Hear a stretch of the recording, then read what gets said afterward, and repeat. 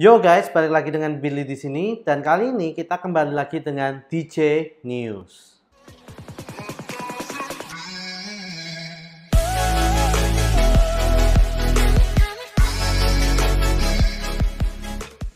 Oke, pada DJ News kali ini kita ada 5 berita ya guys, yang terdiri dari berita dari luar negeri dan juga dari dalam negeri dan juga ada berita dari gaming ya guys hari ini. Langsung aja kita ke berita pertama ya guys. Jadi berita pertama itu adalah dari Apple guys. Kalian tahu nggak kalau Apple ini barusan meluncurkan M2 MacBook Pro-nya ya. Jadi banyak yang sudah testing di luar sana guys. Tentunya kalau di Indonesia itu belum resmi rilis di Indonesia ya guys.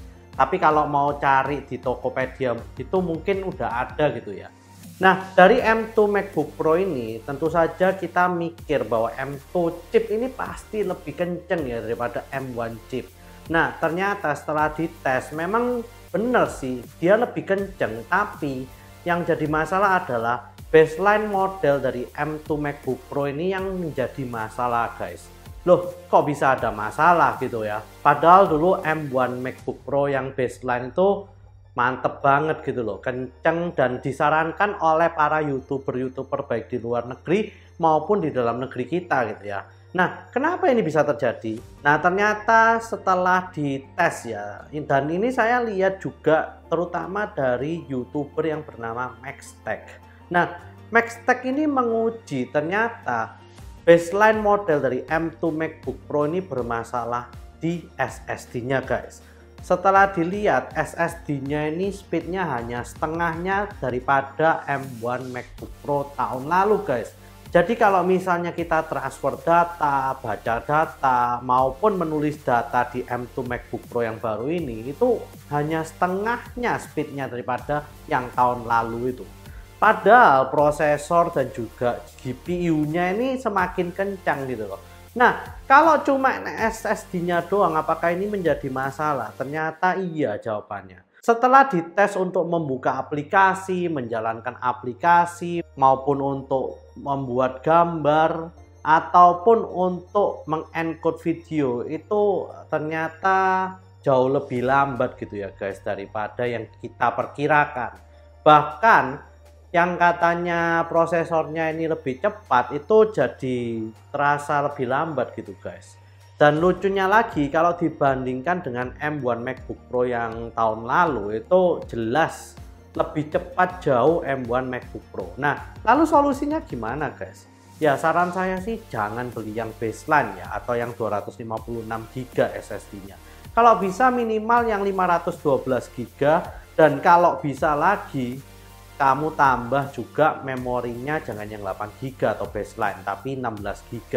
Nah, kenapa saya ngomong kalau bisa juga memorinya ditambah juga? Ternyata setelah diteliti lebih jauh guys, meskipun Maxtech ini menggunakan yang 512 GB SSD-nya memang jauh lebih cepat, tapi ternyata jika dibandingkan dengan yang M1 MacBook Pro tahun lalu, ternyata kalau membuka lebih dari 10 tab di Safari ya guys, itu ternyata juga ngefek pada kecepatan dan performa dari M2 MacBook Pro ini guys. Jadi kalau misalnya kita buka tab di Safari itu untuk browsing website itu lebih dari 10, ternyata memorinya ini juga entah kenapa membuat lebih lambat gitu ya di M2 MacBook Pro ini. Entah karena mungkin swap memorinya yang belum sampai bagus, atau kita nunggu updatean dari Apple, atau gimana, saya nggak tahu sih sebetulnya. Nah, ini yang membuat banyak youtuber di luar sana ini semakin bingung. Nah, ini M2 ini sebetulnya lebih bagus dari M1 atau enggak sih? Atau memang ada masalah di SSD-nya yang pada tahun 2022 ini lebih jelek daripada tahun lalu, sehingga ngefeknya jauh banget gitu ya. Dan setelah diteliti lebih lanjut, ternyata memang SSD-nya ini kalau dipakai terlalu lama itu dia jadi throttle dan speednya itu melambatnya sangat jauh gitu ya guys, kalau dibandingkan dengan SSD yang tahun-tahun lalu. Jadi saran saya, mungkin kalian kalau ingin beli yang chip M2 itu jangan beli yang M2 MacBook Pro dulu guys. kalian lebih baik nunggu sampai M2 MacBook Air ini muncul sekitar pertengahan bulan Juli 2022 ya. Mungkin tanggal 15-an ya. Nah, kalau bisa sih kalian nunggu dulu, kalian lihat review-review dari YouTuber di luar, atau mungkin tunggu berita dari saya apakah chip M2 ini juga berpengaruh seperti di M2 MacBook Pro ini atau enggak, ataukah juga SSD-nya yang di M2 MacBook Air ini juga lebih baik atau gimana gitu ya. Jadi kita tunggu saja dan nanti saya akan beri update berita tentang M2 MacBook Air ini di DJ News selanjutnya. Berita kedua datang dari Google guys. Kali ini juga berita nggak enak ya. Mungkin nggak enak buat kalian yang pakai Google Hangouts. Kalau saya sih nggak pernah pakai ya guys, jadi nggak ada masalah. Google Hangouts itu kalau kalian nggak tahu, dia punya aplikasi sendiri dan juga bisa untuk seperti FaceTime gitu ya, juga bisa untuk chatting. Nah, di Google Hangouts ini itu juga biasanya kalau kita ke Gmail itu juga ada Google Hangouts-nya. Jadi udah tertempel, kalian bisa chatting dengan teman kalian di sana. Nah, ternyata Google Hangouts ini akan ditutup ya guys. Jadi tidak akan bisa beroperasi lagi setelah bulan November 2022. Nah, Google saat ini sudah memberitahukan kepada penggunanya, dan jika kalian belum tahu maka saya kasih tahu kalian dari sekarang ini ya di DJ News. Nah, oleh karena itu kalian yang menggunakan Google Hangouts dan butuh kira-kira data-data kalian yang udah ada di sana, misalnya chattingan kalian, itu kalian bisa mulai untuk migrasi. Nah, migrasinya kemana? Migrasinya Google menyuruh kita ke Google Chat. Ya, jadi Google Hangouts ini akan digantikan dengan Google Chat. Dan kedepannya mungkin ya, Google Chat ini juga akan terintegrasi ke Gmail juga. Jadi, untuk kalian yang menggunakan Google Hangouts, kalian kalau bisa migrasi, kalian pindah data-data kalian atau kalian simpan data-data kalian yang ada di Google Hangouts itu supaya bisa dibaca lagi lah ya di Google Chat, atau kalian bisa baca lagi di file-file kalian yang sudah kalian simpan gitu ya. Oke, langsung aja kita ke berita ketiga guys. Nah, berita ketiga ini datang dari Xiaomi ya, khususnya brand mereka yang bernama Poco guys. Nah, Poco ini ternyata baru-baru saja merilis Poco F4 dan juga Poco F4 GT di Indonesia. Nah, lalu apakah Poco F4 ini performanya jauh lebih bagus daripada Poco F3? Jawabannya enggak guys. Oleh karena itu saya nggak ada minat gitu loh untuk membahas Poco F4 ini di channel saya guys, karena chipnya ini masih tetap ya Snapdragon 870. Tentunya ya kira-kira sama lah ya untuk power, performa dan lain-lainnya itu kira-kira sama. Nah, lalu kenapa mereka menjual dengan brand baru yang bernama Poco F4? Nah, ya ini ternyata itu mereka memperbaiki dari sisi selain prosesornya, seperti dari kameranya, lalu dari desainnya juga berbeda, dan juga untuk chargingnya jauh lebih cepat. Nah, revisi-revisi yang minim ini yang dijual oleh Poco dengan brand yang baru bernama Poco F4 ini guys. Nah, jadi kalau misalnya kalian yang sudah upgrade ke Poco F3, saran saya sih jangan ganti dulu guys, karena nggak worth gitu loh ya menurut saya untuk ganti ke Poco F4 ini. Nah, tapi buat kalian yang antusias bermain game, itu kalian bisa coba untuk membeli Poco F4 GT. Nah, Poco F4 GT ini dijual dengan harga sekitar 9 juta dan itu sudah dibanding dengan Poco Buds Pro yang Genshin Impact Edition guys. Jadi sangat worth banget, karena kalau dihitung-hitung kira-kira harganya cuma 7,5 juta. Karena yang Poco Buds Pro ini seharusnya dijual seharga 1,5 juta. Kalian juga bisa cek harganya di Tokopedia dan lain-lain. Nah, untuk harga dari Poco F4 itu sebetulnya mengalami peningkatan guys. Jadi yang sebelumnya itu harganya 5 dan 5,5 di F3. Di F4 ini harganya jadi 5,2 dan 5,7 guys. Nah, ya mungkin karena revisi-revisi yang tadi itu ya, jadi ya harganya naik 200.000. Dan juga sekarang di Cina itu susah untuk merakit sesuatu guys, karena juga ada kelangkaan chip, terus juga ada pandemi dan lain-lain. Ini mungkin yang membuat harga, dan juga ada inflasi gitu ya, yang membuat harga ini semakin naik gitu guys. Lalu untuk Poco F4 GT ini sendiri itu menggunakan Snapdragon 8 generasi yang pertama. Nah, ini menurut saya kenceng banget, tetapi juga dia ada throttle dan juga panas gitu ya guys. Jadi kalau misalnya kalian mengharapkan untuk bisa kenceng terus, itu nggak bisa menggunakan Snapdragon 8 generasi 1. Karena mereka nggak pingin HP-nya terlalu panas. Jadi makanya kalau udah sekian lama bermain game yang berat, itu akan agak turun sedikit performanya.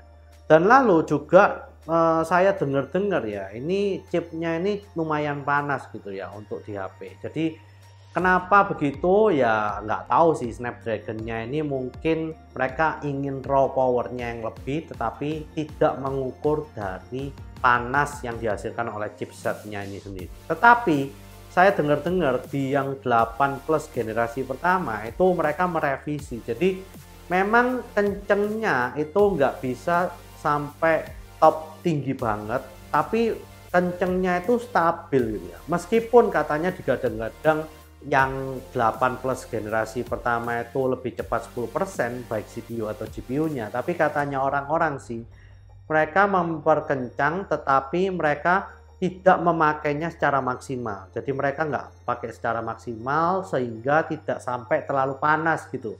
Jadi kalau dibandingkan dengan yang 8 Gen 1 itu katanya sih hampir sama, tapi lebih adem dan juga lebih stabilan yang 8 Plus Gen 1 guys. Nah, lalu apakah saya akan mereview Poco F4 GT?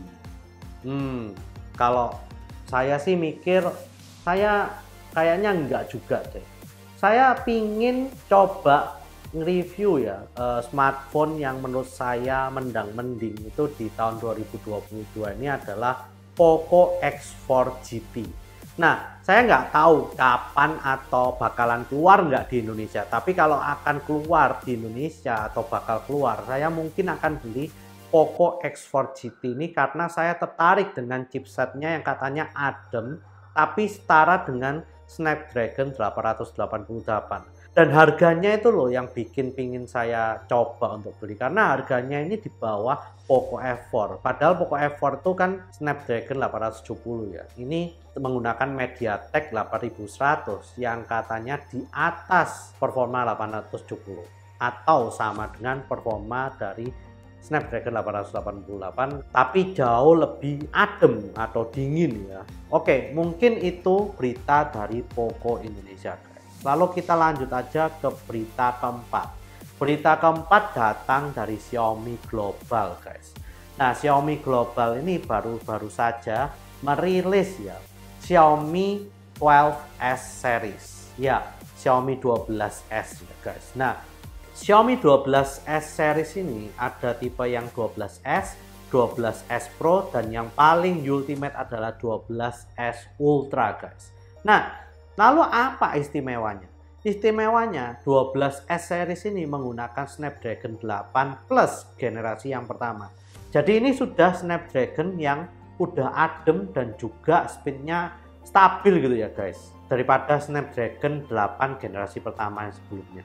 Ya, jadi kalian ngerti lah. Jadi pertama itu kalau nggak ada plusnya biasanya itu adalah dicobain ya ke masyarakat. Yang udah ada plusnya itu revisi ketika masyarakat udah ngomel ya. Nah, langsung kita lihat apa keunikan dari Xiaomi 12S. Ya, selain chipsetnya itu ada banyak upgrade-nya ya. Terutama mereka juga membandingkan dengan iPhone 13 atau 13 Pro. Nah, tetapi yang saya lihat sangat unik di sini adalah dari kameranya.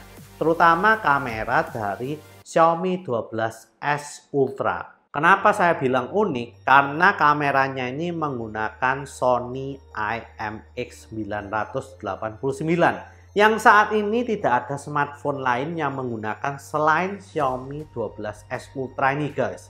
Nah, sensor dari Sony IMX ini sangatlah powerful banget dan sangatlah besar banget guys. Jadi itu seperti kamera digital besarnya dari sensor ini guys.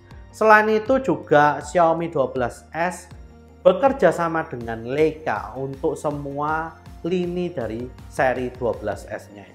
Sehingga tentu saja kita tahu ya, Leica itu hardware untuk lensanya itu sangat bagus banget. Jadi kalau kita lihat performa dari hardware lensa digabungkan dengan performa dari sensor Sony yang paling canggih untuk smartphone ini, itu hasilnya sangat wow banget. Dan kameranya itu ternyata sangat besar banget ya, bulat besar di belakangnya dari Xiaomi 12S Ultra ini. Nah, lalu selain itu Xiaomi juga meluncurkan produk baru dari Wi-Fi mesh systemnya. Nah, Wi-Fi mesh systemnya ini seperti konsol game gitu ya guys. Jadi bentuknya warnanya hitam dan berdiri gitu, agak besar dan modelnya juga keren sih.